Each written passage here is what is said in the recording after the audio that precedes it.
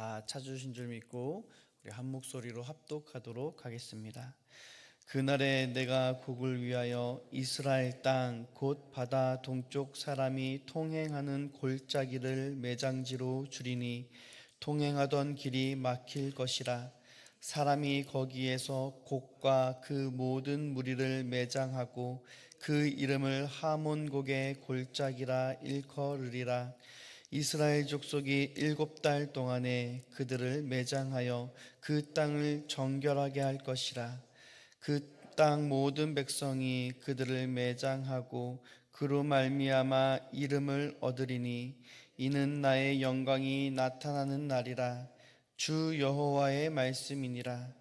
그들이 사람을 택하여 그 땅에 늘 순행하며 매장할 사람과 더불어 지면에 남아있는 시체를 매장하여 그 땅을 정결하게 할 것이라.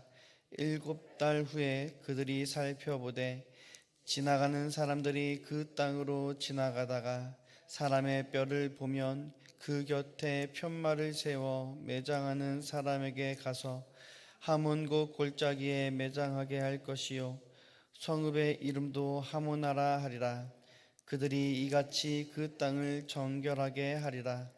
주 여호와께서 이같이 말씀하셨느니라. 너 인자야, 너는 각종 새와 들의 각종 짐승에게 이르기를 너희는 모여 오라. 내가 너희를 위한 잔치 곧 이스라엘 산 위에 예비한 큰 잔치로 너희는 사방에서 모여 살을 먹으며 피를 마실지어다. 너희가 용사의 살을 먹으며 세상 왕들의 피를 마시기를 바산의 살찐 짐승 곧 순양이나 어린 양이나 염소나 숫송아지를 먹듯 할지라. 내가 너희를 위하여 예비한 잔치의 기름을 너희가 배불리 먹으며 그 피를 취하도록 마시되 내 상에서 말과 기병과 용사와 모든 군사를 배부르게 먹을지니라 하라. 주 여호와의 말씀이니라. 아멘. 오늘의 말씀의 요약입니다. 하나님이 곡과 그 모든 무리의 매장지를 정해 주실 것입니다. 이스라엘 백성은 곡의 무리를 하몬곳 골짜기에 7달 동안 매장하고 그 땅을 정결하게 할 것입니다. 하나님은 이스라엘 산 위에 큰 잔치를 예비하시고 각종 새와 들짐승이 말과 모든 군사를 배부르게 먹게 하실 것입니다. 하나님은 곡의 군대를 7개월 동안 완전히 매장하게 하심으로 그 땅을 온전히 정결하게 하시고 새와 짐승을 위한 잔치를 선언하심으로 심판이 완성되었음을 드러내십니다. 우리가 무언가를 정리할 때 흔히 하는 실수가 있습니다. 그것은 눈에 보이는 것만 치우고 깨끗해졌다고 생각하는 것입니다. 방을 청소하면서 눈에 보이는 먼지와 쓰레기는 닦고 줍지만 침대 밑이나 가구 뒤쪽은 그대로 두기도 합니다. 겉으로 보기에는 깨끗해 보이지만 자세히 들여다보면 여전히 먼지가 남아 있는 것이죠. 우리 신앙생활도 그럴 때가 있습니다. 죄 하나를 회개하고 나서 이제 괜찮다라고 생각합니다. 그런데 하나님께서는 우리의 마음을 더 깊이 들여다보시면 아직 처리되지 않는 죄와 욕심 그리고 상처가 남아 있습니다. 오늘 본문은 하나님께서 곡의 군대가 이스라엘 땅에 남긴 흔적을 어떻게 처리하시는지를 매우 구체적으로 보여주고 있습니다. 오늘 본문을 통해 하나님께서 악의 흔적을 어떻게 제거하시고 그 과정에서 우리에게 어떤 삶을 요구하시는지 세 장면으로 함께 보도록 하겠습니다. 먼저 11절입니다. 11절에서 하나님은 곡과 그 무리를 위한 매장지를 친히 정해 주십니다. 바로 이스라엘 땅 곧 바다 동쪽 사람이 통행하는 골짜기를 매장지로 주리니라고 말씀하십니다. 바다 동쪽 사람이 통행하던 골짜기였던 그곳은 이제 사람이 다닐 수 없을 만큼 시체로 가득 차게 됩니다. 이스라엘 백성은 그곳에서 고개 무리를 매장하고 그 골짜기의 이름을 하몬고개 골짜기, 곧 고개 무리의 골짜기라고 부릅니다. 한때 이스라엘을 삼키려 했던 거대한 군대가 이제는 오히려 그 땅에 영구히 이름을 남기는 무덤이 된 것입니다. 12절은 이 매장의 목적을 분명히 밝힙니다. 이스라엘 족속이 7째 동안에 그들을 매장하여 그 땅을 정결하게 할 것이라. 그 땅을 정결하게 할 것이라. 이것은 단순한 청소가 아닙니다. 하나님의 거룩하심 앞에 합당한 상태로의 회복을 의미합니다. 이스라엘의 율법에서 시체는 부정함의 가장 큰 상징이기도 합니다. 제사장조차 그 죽은 것, 시체를 만졌을 때 자신의 그 사역을 멈춰야 했을 정도로 시체는 이스라엘 사람들에게 있어서 부정함이었습니다.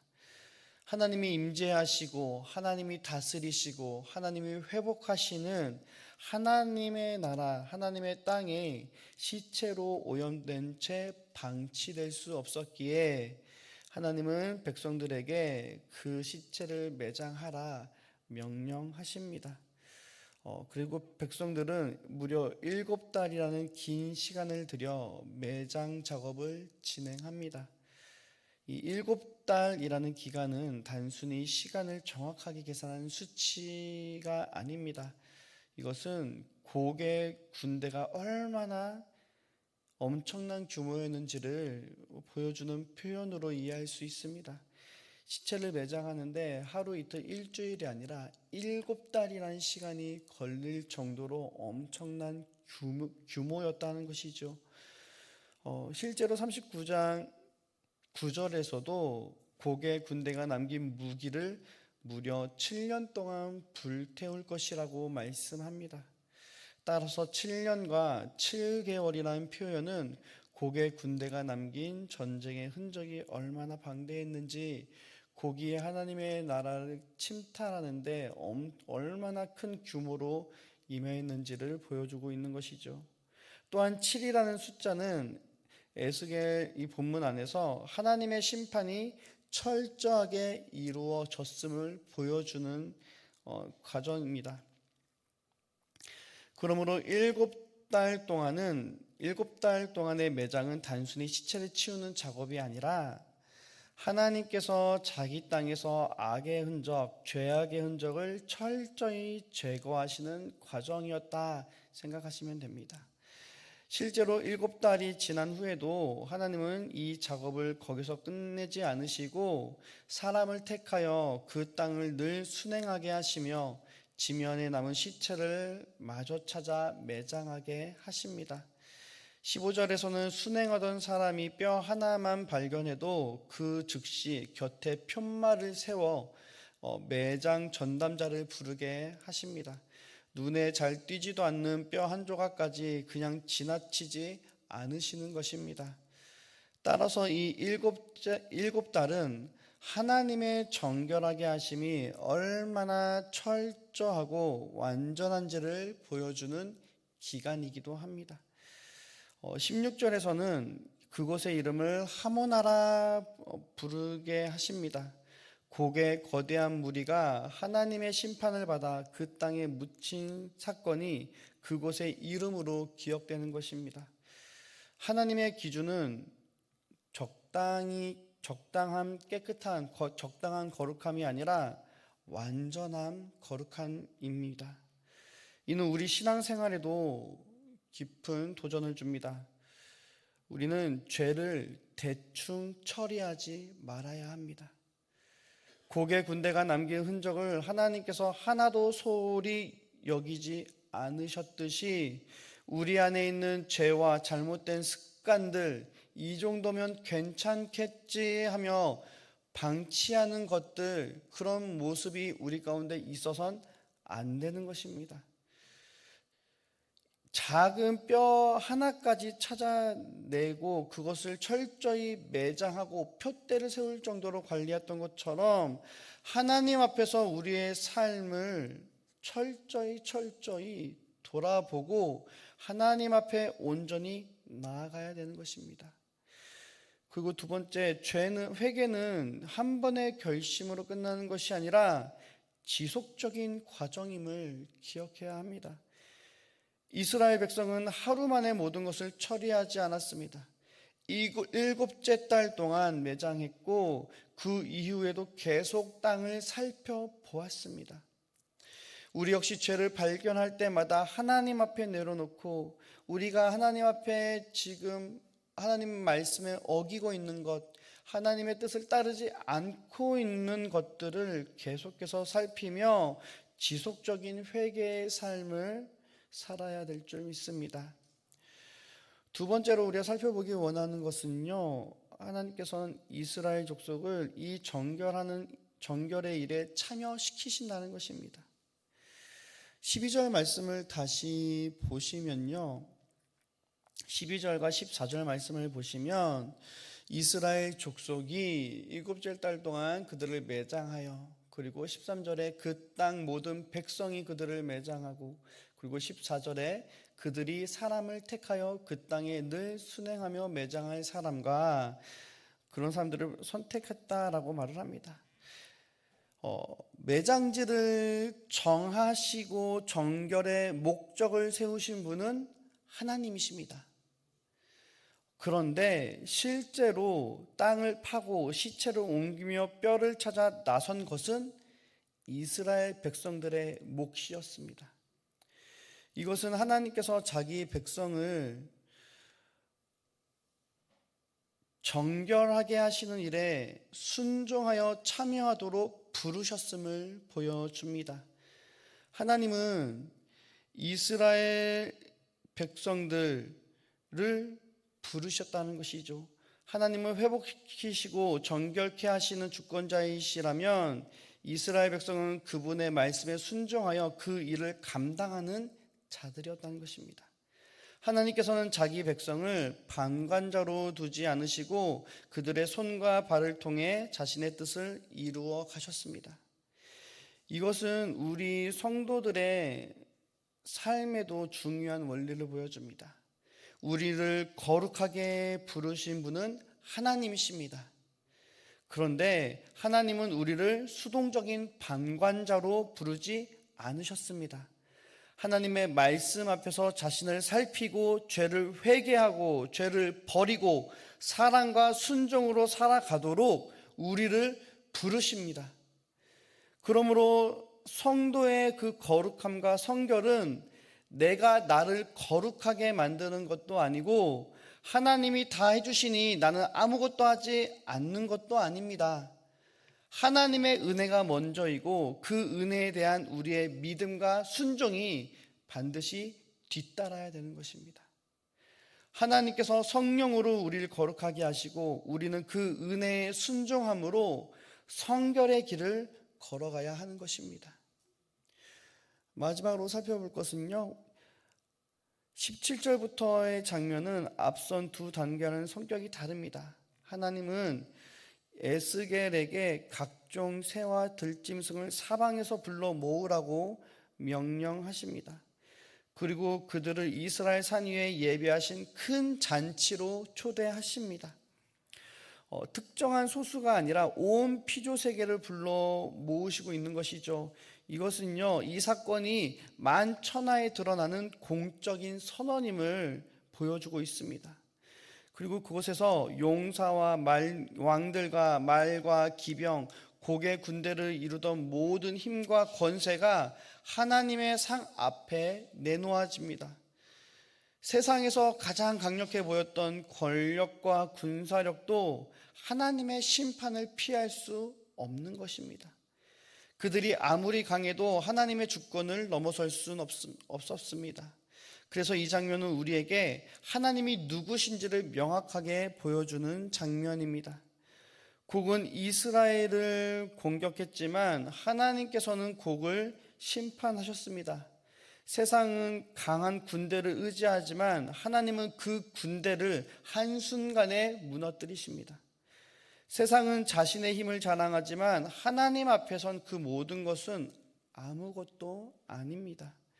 그리고 20절의 표현을 보시면요, 내 상에서 말과 기병과 용사와 모든 군사를 배부르게 먹을지니라 말씀하십니다.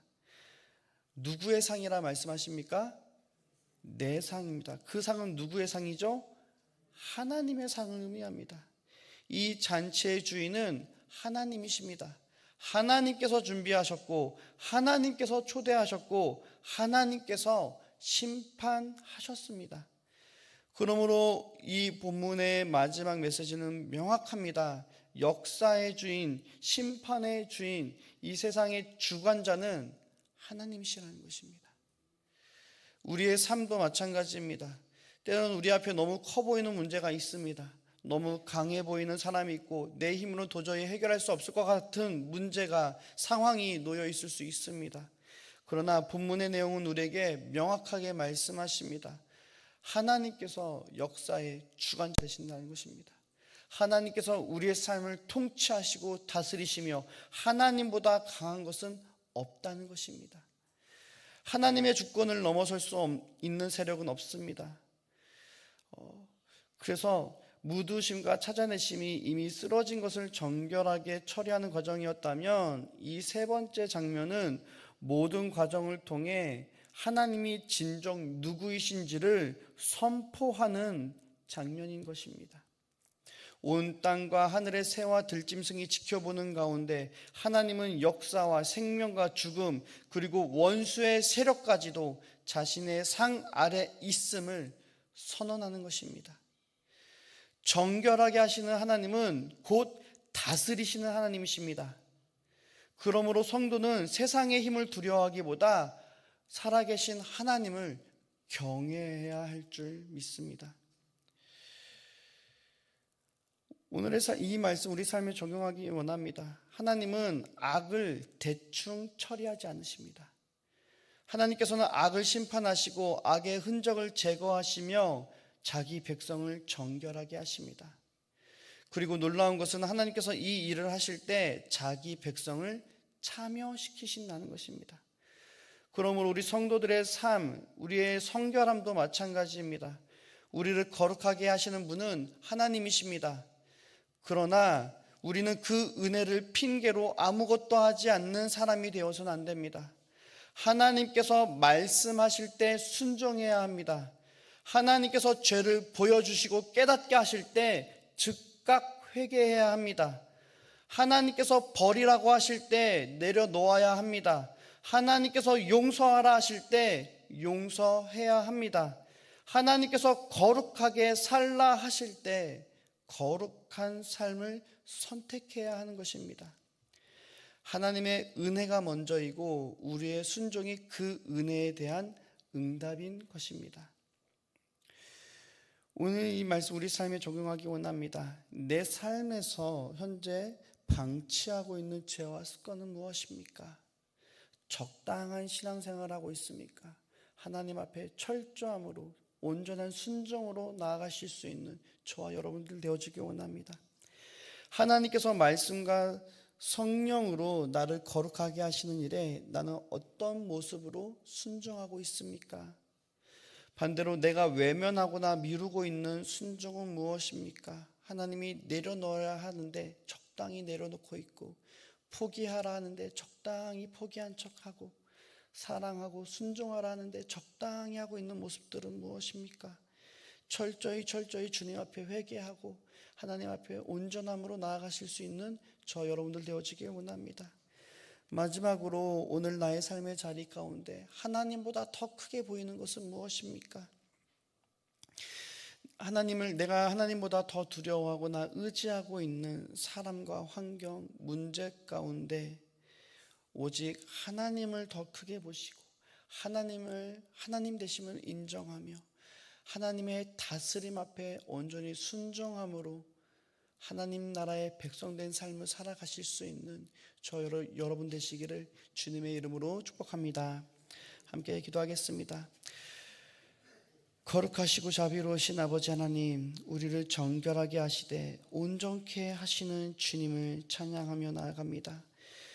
주여, 우리 눈에 보이는 더러운 것들, 우리 안에 여전히 남아있는 죄악의 모든 흔적들, 죄악된 모든 습관들, 오직 그리스도 예수의 십자가 앞에 철저히 회개하며 나아갈 수 있는 은혜를 허락하여 주시옵소서.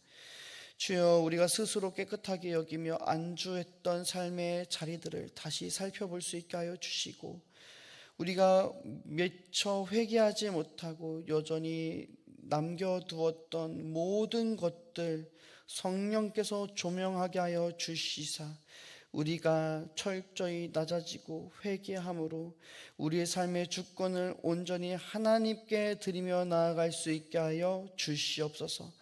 오늘 우리의 삶의 주관자 되시는 하나님, 우리의 삶의 진정한 주인 되시고 생명 되시고 길이 되신 예수 그리스도를 붙들고 주님께 순종함으로 우리의 삶에 예수 그리스도만이 고백되어지고 나타나는 삶이 되게 하여 주시사 우리 삶의 모든 영역 가운데 하나님의 나라가 회복되어지고 나타나는 은혜와 역사가 있게 하여 주시옵소서.